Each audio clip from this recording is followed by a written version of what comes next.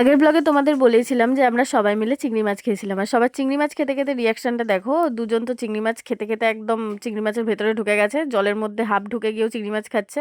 তো যাই হোক, আর বাকিরা তো একজন টাকা দেখাচ্ছিল, বিশাল টাকা হয়ে গেছে, আর একজন নাচ করছিল। তো আলাদাই ফান। তো হঠাৎ করে আমাদের মনে হলো এবার আমাদের বোটিং করতে, মানে স্পিড বোটে উঠতে হবে।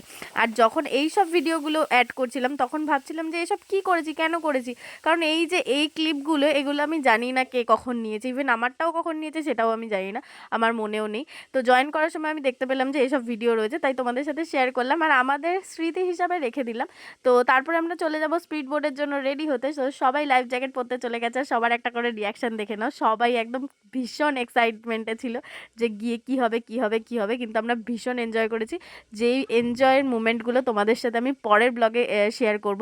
তো সবাই অবশ্যই দেখো আর জানিও তোমাদের কেমন লাগছে। তো আমরা তো মারাত্মক মজা করেছি।